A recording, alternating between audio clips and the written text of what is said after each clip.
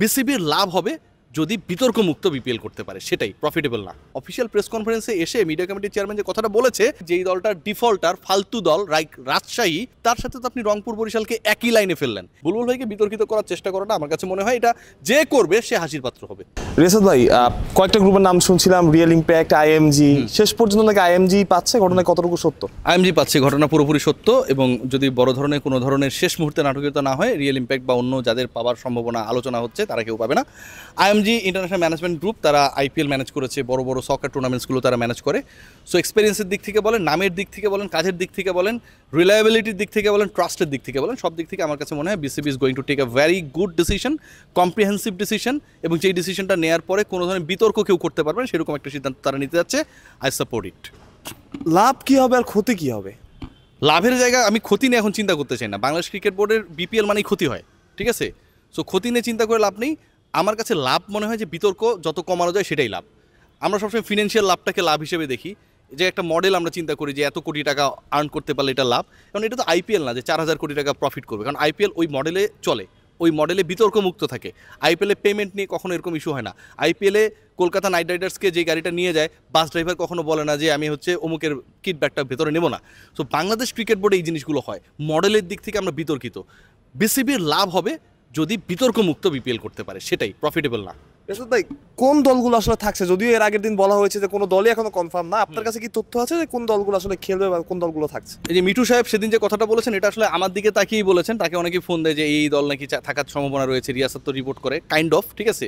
এবং সেখানটায় তিনি বলেছেন যে কোনো দলই কনফার্ম না, এই কথাটা তিনি বলেছেন। অন্য কেউ তো রেগুলারলি রিপোর্ট করেন, আমি রিয়াসাত আজম আমি দায়িত্ব নিয়ে বলতেছি যে আমি রিপোর্ট করি। এবং এই ব্যাপারটা যে তিনি বলতে গেছেন, এটাতে দলগুলো আসলে মনক্ষুণ্ণ হয়েছে।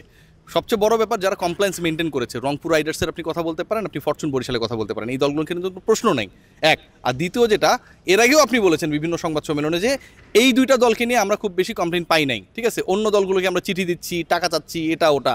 সো আপনি বলতে পারতেন এভাবে যে রংপুর বরিশালের মতো যে দলগুলো রয়েছে, উই এক্সপেক্ট যে তারা তো থাকবেই, এর সাথে এই মানের আরও 3-4টা দল নিয়ে আমরা বিপিএল করতে চাই। আপনি যখন বলে দেন মুখের উপরে কোনো দলই কনফার্ম না, তার মানে আপনি যেই দলটার ডিফল্টার ফালতু দল রাজশাহী, শফিক আহমেদের রাজশাহী, তার সাথে তো আপনি রংপুর বরিশালকে একই লাইনে ফেললেন। একই লাইনে ফেললেন না। অফিসিয়াল প্রেস কনফারেন্সে এসে মিডিয়া কমিটির চেয়ারম্যান যে কথাটা বলেছে, আমার কাছে মনে হয় এটাতে কেউ হ্যাপি হয়নি। অন্তত পার্সোনালি এই দুই দলের ওনার যারা আমার সাথে কথা বলেছে তারা কেউ হ্যাপি না। কোন দলগুলো আসলে কনফার্ম হয়েছে আপনি কতটুকু জানেন, যদি একটু বলতেন? আসলে রংপুর বরিশাল তো খেলতে চায়, এখন বিসিবি তো এখন পর্যন্ত তাদের সাথে বসলো না। সবচেয়ে বড় ব্যাপার, আপনি মিটিং করতেন, সিটিং করতেন, সব কিছুই করতেছেন, আপনি নির্বাচনী রোড ম্যাপ দৌড়াদৌড়ি করতেছেন, ঠিক আছে? এই খবরগুলো তো আমরা জানি, কিন্তু আপনি এই দলগুলোর সাথে বসার সময় পাচ্ছেন না। বাংলাদেশ ক্রিকেট বোর্ডের কর্তারা দ্যাট মাচ বিজি যে আপনারা হচ্ছে অন্তত 2-3টা দলের সাথে বসার সুযোগ পাচ্ছেন না। প্রিপারেশনের ব্যাপার রয়েছে তো। একটা দলের সাথে বসলে তো আপনি বুঝতে পারবেন সেই দল কত টাকা খরচ করতে পারবে, কোন ক্যাটাগরি ক্রিকেটারের প্রাইস কত হতে পারে, so that they can make their plan. সেটা তো আপনি করছেন না। পাপন সাহেবের সময় এই অভিযোগ ছিল, ফারুক সাহেবের সময় এই অভিযোগ ছিল, বুলবুল ভাইয়ের সময় একই অভিযোগ। রিয়াসাত ভাই, তাহলে আসলে এমন কি হতে পারে যে রংপুর বরিশাল ছাড়া বিপিএল হচ্ছে? এরকম হওয়ার আমি মনে করি যে এই মুহূর্তে স্টাবলিশমেন্ট বিসিবির নেই, বিসিবি সেই গাটস শো করতে চাইবেও না। কারণ যে দলগুলো ভালো করেছে এরা তো ইয়ার্স আফটার ইয়ার্স বিপিএলকে দিচ্ছে, তাদেরকে ছাড়া বিপিএল যদি কেউ আয়োজনের পরিকল্পনা করে এটা বুমেরাং হবে, এটা করবে না। কিন্তু তারা ওই যে বললাম, কিছু কিছু মানুষকে সন্তুষ্ট করার জন্য বলে যে কোনো দল ফাইনাল না, কারণ এই দুইটা দল যে খেলবে এই রিপোর্টটা তারা আগে করতে পারে নাই, ঠিক আছে? মিঠু সাহেবকে ফোন করছে, কি ভাই এটা অবস্থা, এইভাবে তো অনেকে করতেছে, ঠিক আছে আমি দেখতেছি পরের সংবাদ সম্মেলনে। এই টেন্ডেন্সিটা খারাপ, ঠিক আছে? উনিও জানে যে রংপুর বরিশাল খেলবে, আমরাও জানি, ঠিক আছে? কিন্তু একটা সাসপেন্স তৈরি করছে। রিয়াসাত ভাই, বিপিএল নিয়ে তো অনেক কথা হলো, আসলে আমরা যদি একটু বুলবুল ভাইয়ের কথা বলি, বুলবুল ভাই অনেক ভালো কাজই করছেন, হ্যামিংকে আনলেন, বিপিএল নিয়ে অনেক কথাবার্তা হচ্ছে, মাঠ তিনি ঘুরে দেখেছেন। একটা কথা উঠেছে যে অস্ট্রেলিয়া থেকে তিনি সবকিছু পরিচালনা করছেন। আসলে কি মানে কেউ যদি করতে পারে, ভালো কাজ করে, সেটা কি আসলে বাধা হওয়ার কথা যে অস্ট্রেলিয়া থেকে? অস্ট্রেলিয়া থেকে এটা নিয়ে আমি কোনো ডিবেট করতেই চাই না, ঠিক আছে? আমার পুরো বক্তব্যটা এখানটায় রাখেন। বুলবুল ভাই কিন্তু এখানটা একটা বিশেষ সিচুয়েশনে এসেছেন দায়িত্ব নিয়ে, তাই না? ওই বিশেষ সিচুয়েশনে এসে তিনি কিন্তু অনেকগুলো ভালো কাজ করেছেন। বিশেষ সিচুয়েশনে আসার আগে কিন্তু 15 দিন আগেও তিনি জানতেন না বিসিবির প্রেসিডেন্ট তিনি হবেন। বাংলাদেশ ক্রিকেটকে সার্ভ করার জন্য এসেছেন, টাকা কামাই করার জন্য এখানটায় তিনি আসেন নাই। তিনি এখানটায় এসছেন, আসার পরে তিনি অ্যালেক্স মার্শালকে নিয়োগ দিয়েছেন, এন্টি কারাপশনে অনেক কথা হয়। তিনি এসছেন, টমি হেমিং এখানটায় নিয়োগ পেয়েছে চিফ অফ টার্ফ ম্যানেজমেন্ট হিসেবে। তিনি এসছেন, জুলিয়ান উডকে এখানটার হচ্ছে আপনার ব্যাটিং কোচ হিসেবে নিয়োগ হয়েছে। তিনি এসছেন এখানে সাইমন টাফেলের মতো একজনকে আম্পায়ারিং শেখানোর একজন প্রশিক্ষক হিসেবে নিয়োগ করা হয়েছে।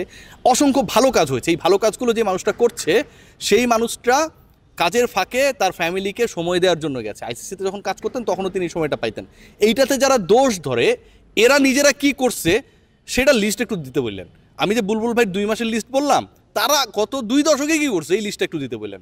বুলবুল ভাইকে বিতর্কিত করার চেষ্টা করাটা আমার কাছে মনে হয় এটা যে করবে সে হাসির পাত্র হবে।